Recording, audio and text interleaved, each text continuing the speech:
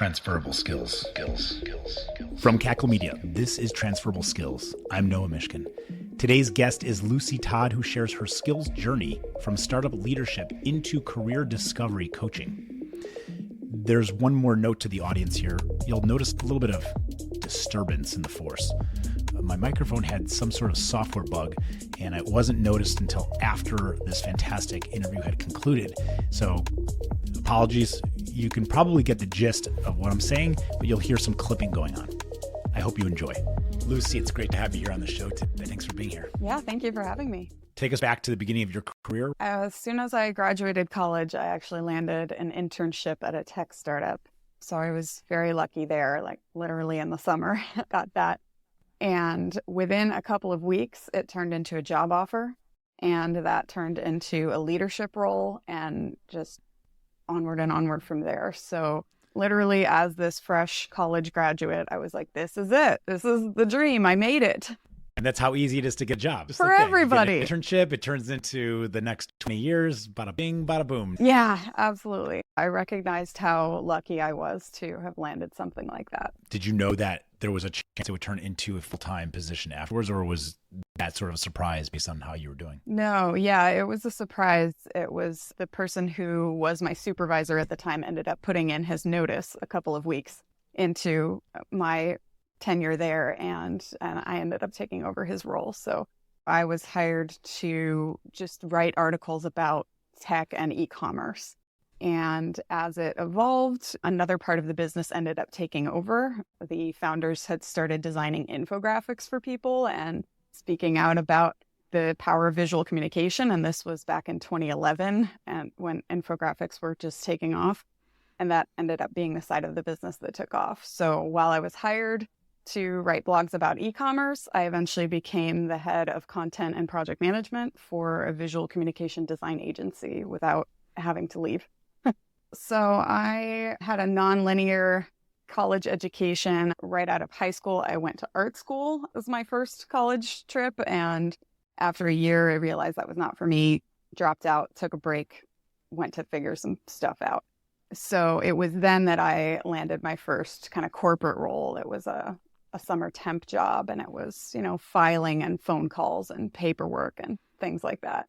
All the exciting stuff. Yeah. I had a weird out-of-body moment, even in just those few months of full-time work, where one day I was like washing dishes after work, and I was holding a plate, and I was like, what file does this plate go in? And then I freaked out because that is a weird thought to have. And I was like, this can't be it. Like, if I am this messed up mentally after a few months, and one of my coworkers there had just celebrated 35 years with the company, I was like, no, get me out of here. Yeah, that ain't going to be me. So that prompted me to go back to school that very fall. And I went back and got my bachelor's in creative writing, which, as many would say, oh, English degree, what are you going to do with that? But my internship that I then landed right after that was based on writing. And that, again, carried me into the next 10 years of my career. What would you say to those people who ask that question? Yeah, I think for me, it was an early sign that following your interests, things that you actually enjoy doing, is key to enjoyment throughout your life.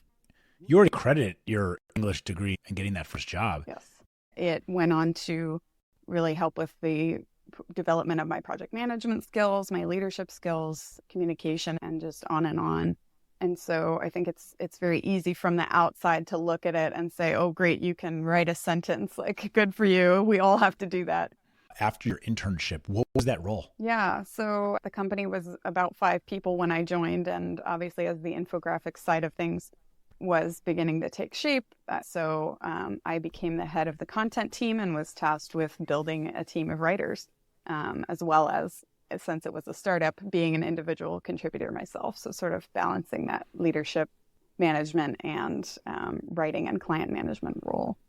And then as our executive team took shape, which was about 4 years later, we became officially execs, an executive team insofar as titles go. And so once the current head of project management left, I then became the sort of co-head of both the content and project management teams, and then became in charge of managing and hiring those teams as well. Who taught you how to be a leader?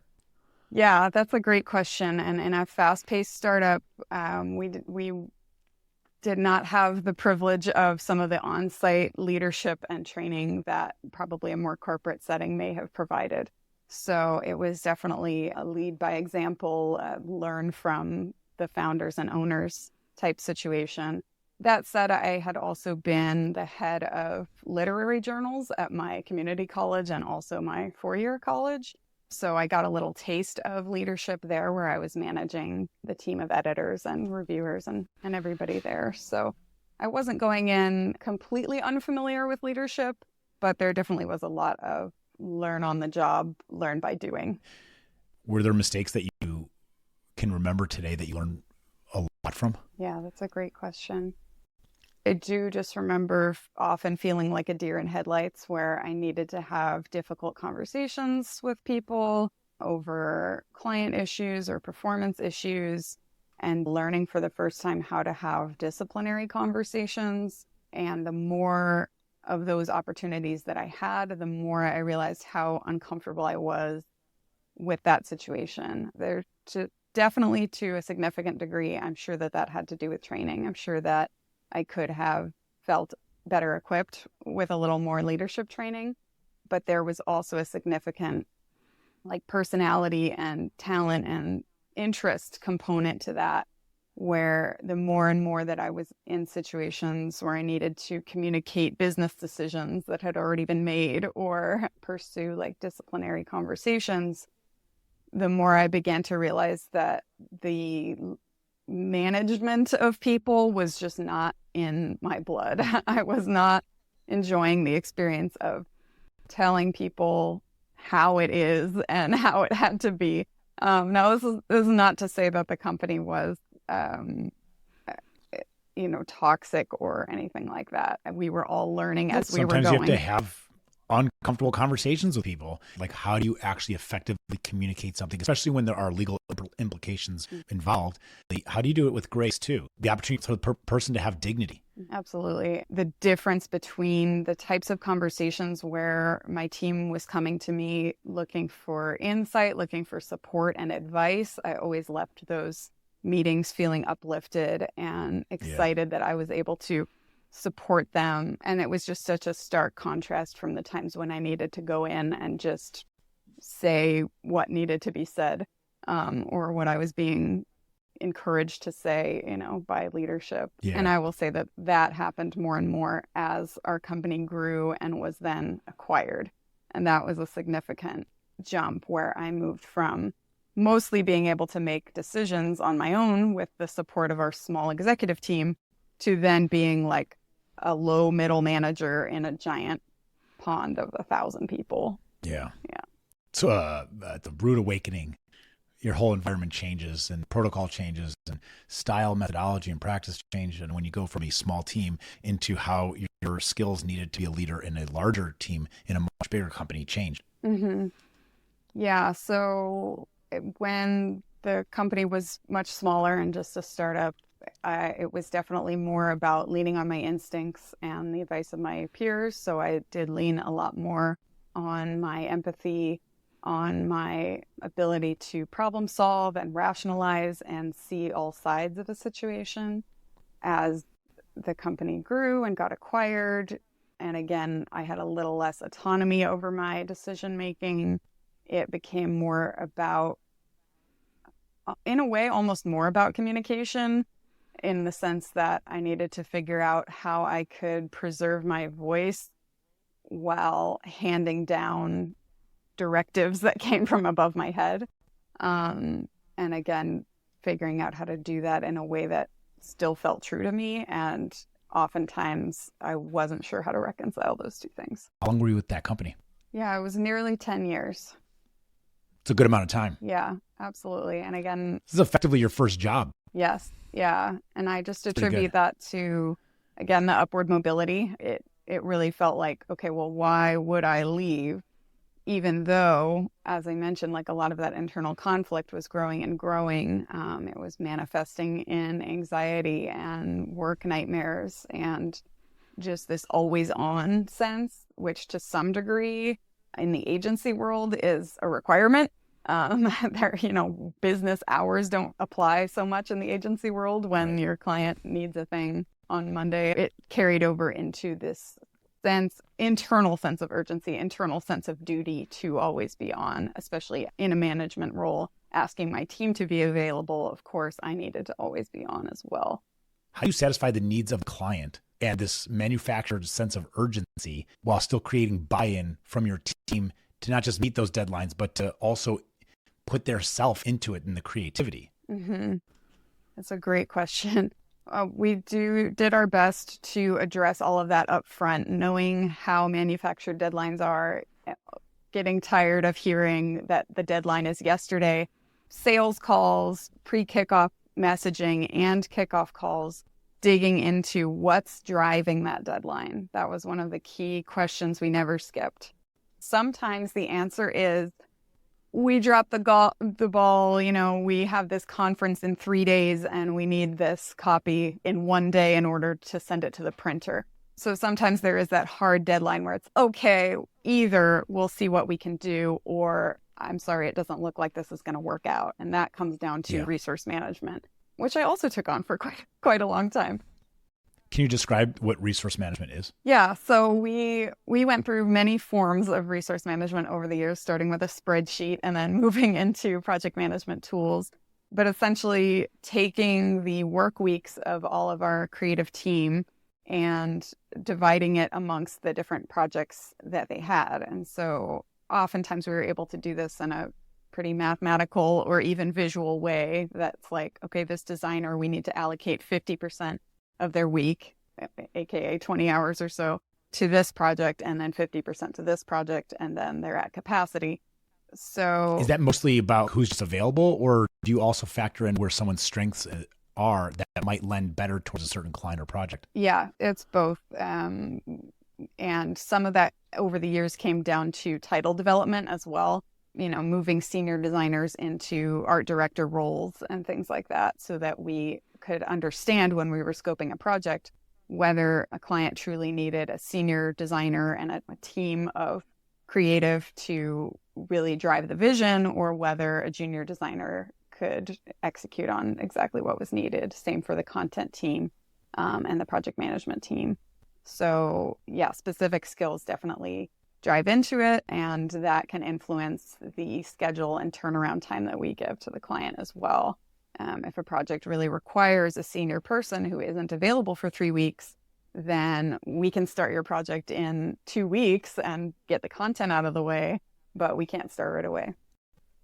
I'm going to use, by the way, this description outline of resource management in my personal life. I often talk about like time management as it relates to our family calendar things. I'm going to start assigning chores and tasks to my kids and call it resource management.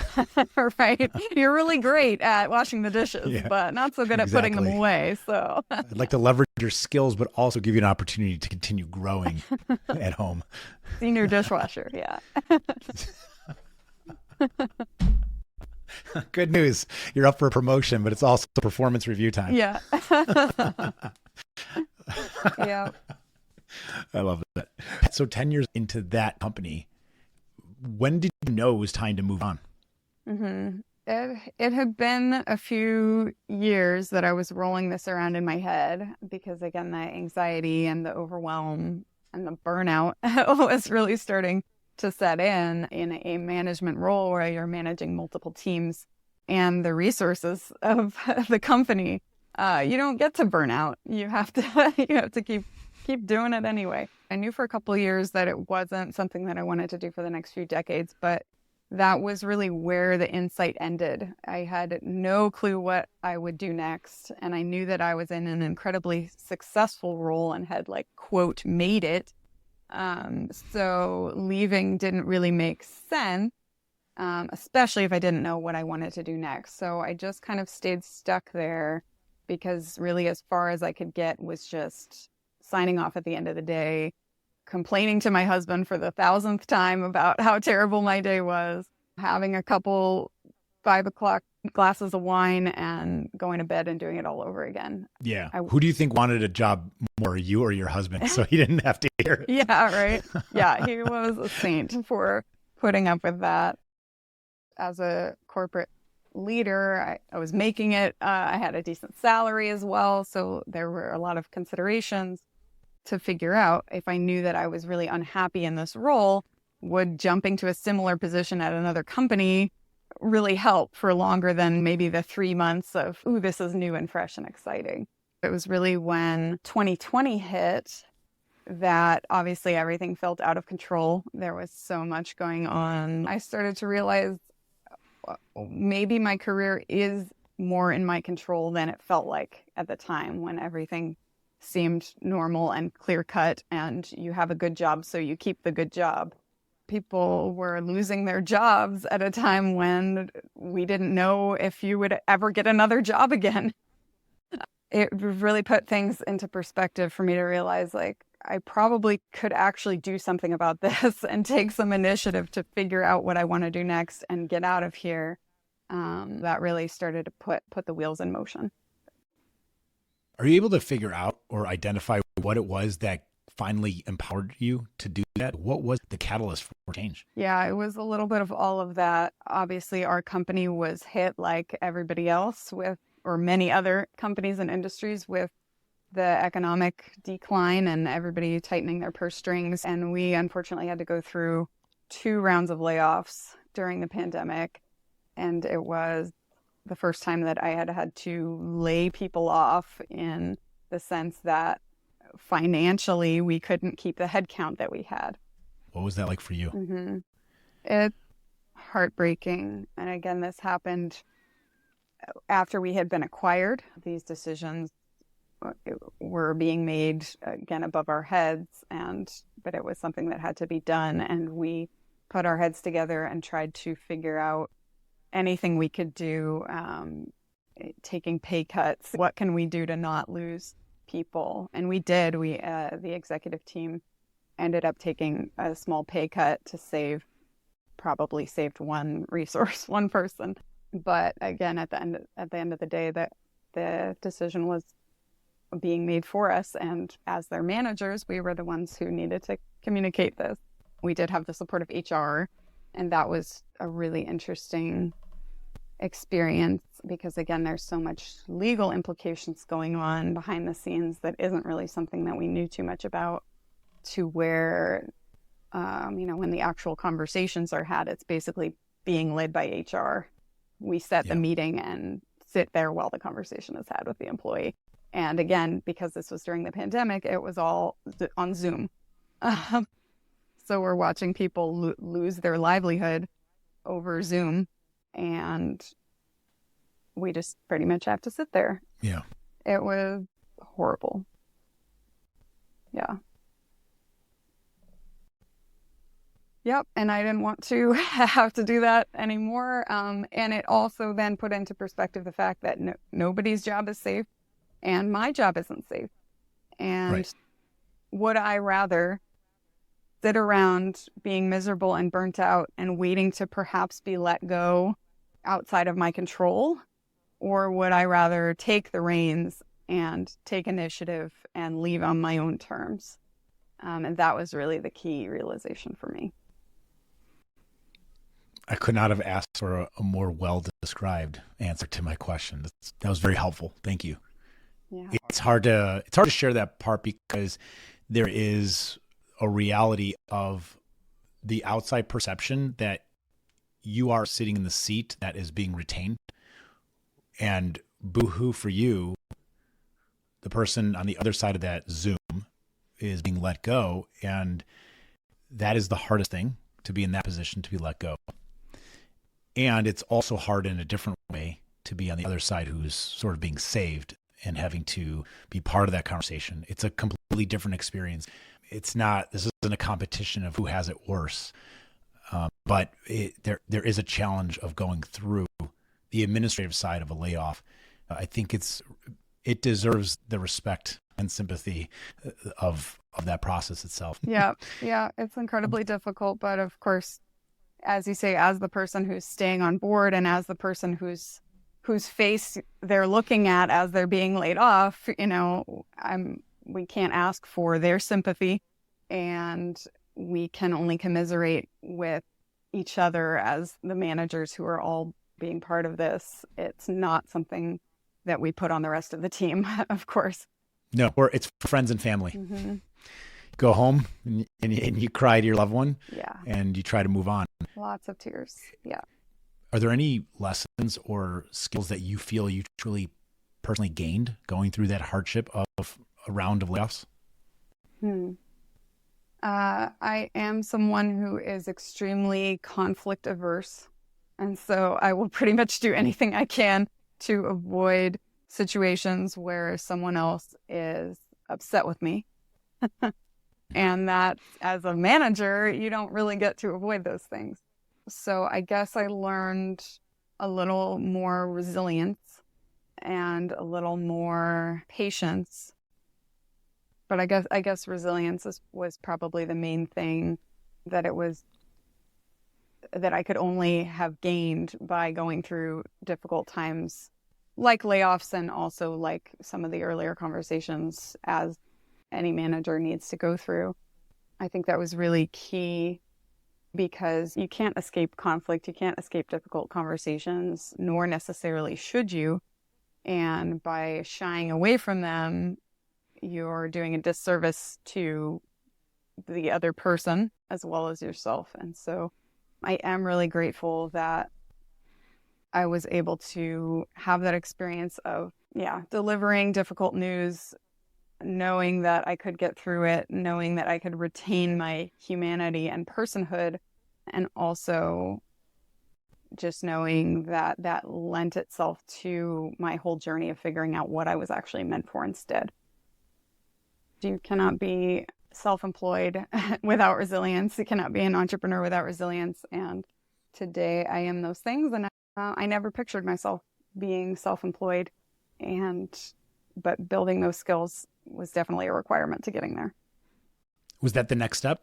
Did you leave that job to pursue your own entrepreneurial endeavors? Yes. So in the spring of 2021, our former business coach for the company when we were smaller advised me one way that I could get unstuck from this whole spiral of not being sure what the heck I wanted to do next, that likely the reason I hadn't figured it out was because I hadn't taken some dedicated time and space to figure it out.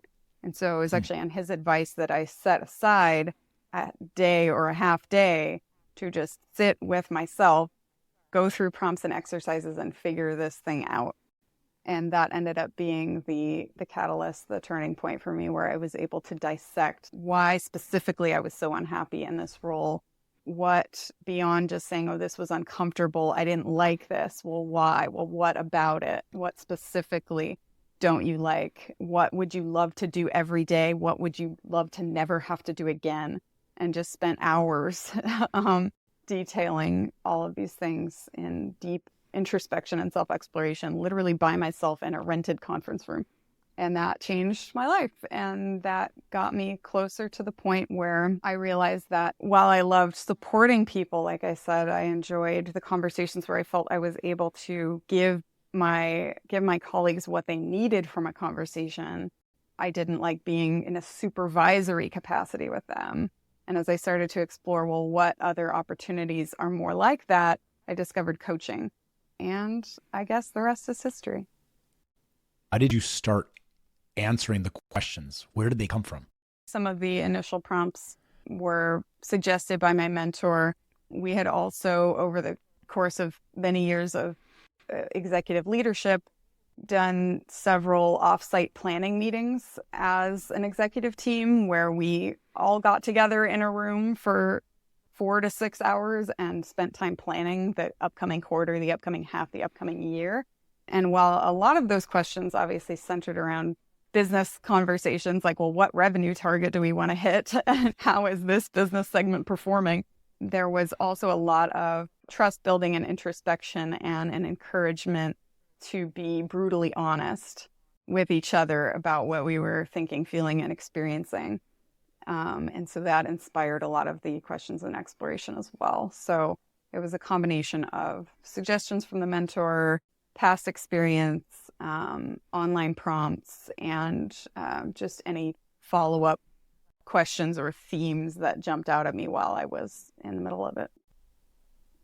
How did you go about starting your new business? Where did you find that guidance to how to do this? So during the whiteboarding day, introspection day itself, I got, again, like sort of the hint, the clue that maybe coaching could be a thread to explore. But obviously that was after several hours of introspection. And so it became a task, an action item for myself to explore over the coming months. I laid out, okay, well, now that I know that I'm leaving because I have this thread that I know I want to do next, what's my actual plan going to be?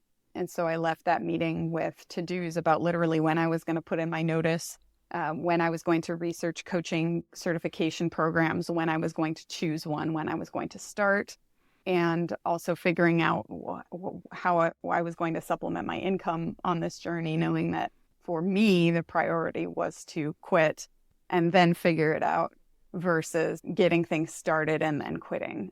I also knew that the level of always onness that I was in with this role just wouldn't allow me any spare energy, much less time, to figure it out myself. So setting those action plans before I left was key, setting those steps with a timeline. Your calendar that day every year, make it a personal holiday for yourself. Introspection day. You should do something every year on that day in the same spirit of whiteboarding and process these. Yeah, commemorate. Day. Yeah, commemorate. Yeah, and I, while I was in the sort of in-between stage, I did repeat it. I did rent another space, and I did have another introspective day where I was able to reflect back on what I had accomplished, which is very important. If you don't recognize what you've accomplished, it's very easy to lose steam, and then continue my planning. So by the time I had that next reflection day, I was in my coaching program, which was self-paced. So I was then setting a date for when I wanted to complete it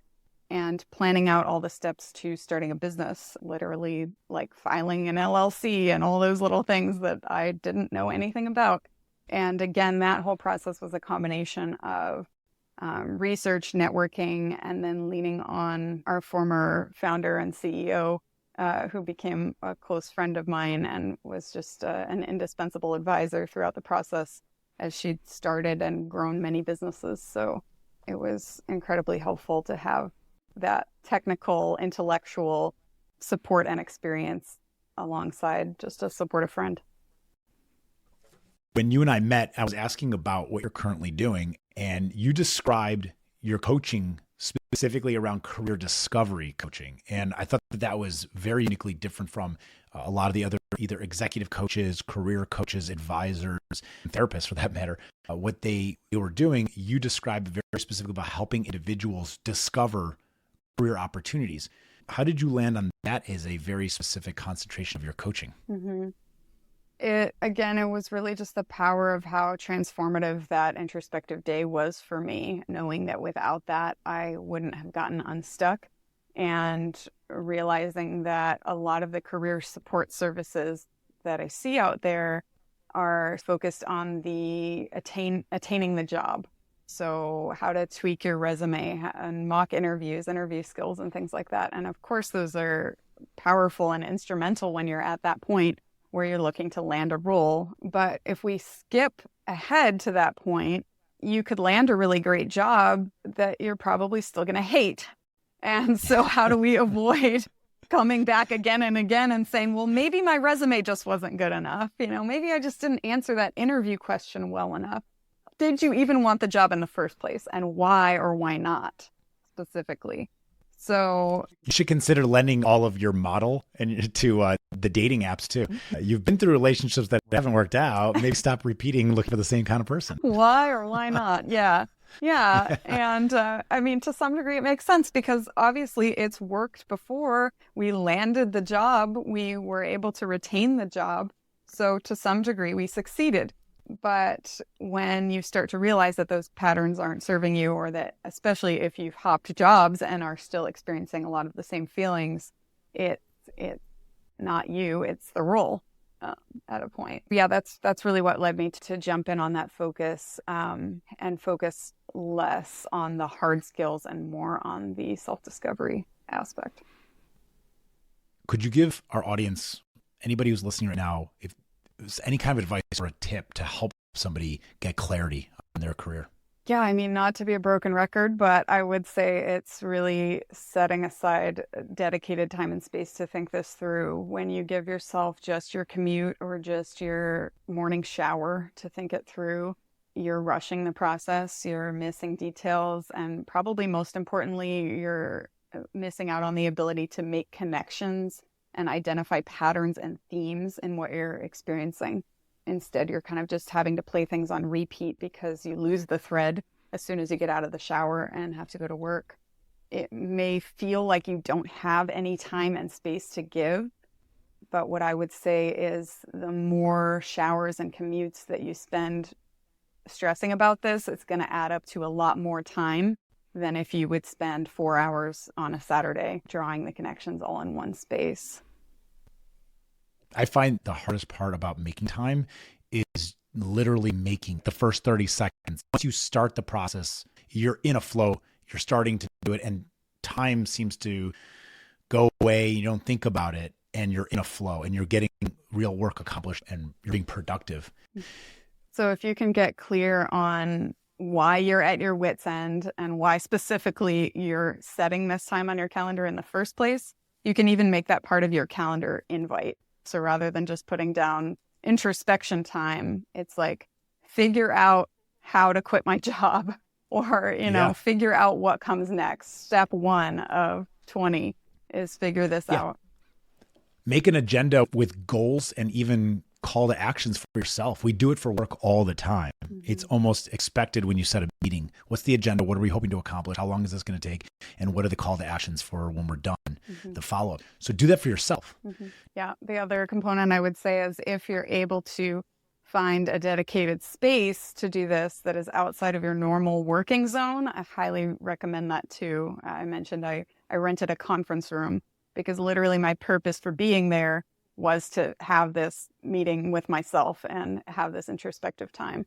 I think it costs like $100 to have the space for 4 hours or something like that. There are also plenty of free options at community centers, at local coffee shops, sometimes the library. So you don't have to spend money. You don't have to get a fancy Airbnb, although you could totally do that. That would be awesome too. Yeah. But when you're trying to do it, in your living room while your roommate's home or in the office where you do your work every day and you're just probably going to start checking your email and working instead of doing it, there is really something to be said for just getting into a different space as well. This may sound unusual, but it's probably likely that you have a handful of friends and peers that work at other companies that would allow you to come in and sit at a desk for half a day. Mm-hmm. Or a full day. Change the environment, get out of your routine, make it really intentional. Yeah, absolutely. I think the other key component to success is figuring out what your own accountability system looks like. So once you've taken this dedicated time and you've started to connect the thread, what is your plan for your next steps and how are you going to stay on track with that? Especially if you're somebody who kept putting off that meeting over and over again, or you rescheduled it over and over again. How are you going to make sure that you actually follow through with it and get yourself out of this hole? And that looks different to everybody. It can be a person, a family, a friend, a spouse.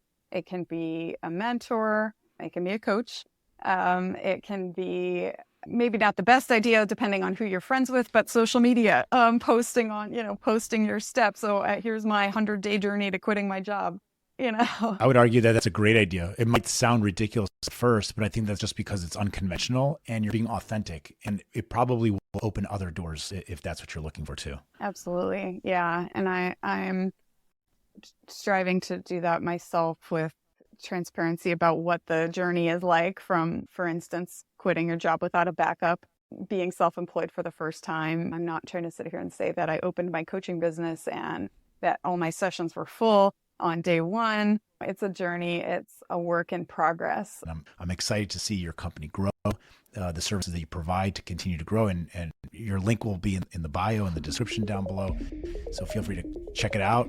And Lucy, it's been great having you on the show today. So thank you for being here. Yeah, absolutely. Thank you so much. I want to thank Lucy Todd for being today's guest on the show, and to you, our listeners, for joining us on this episode of Transferable Skills. Remember, the skills you've gained can take you anywhere. Until next time, keep exploring those transferable skills.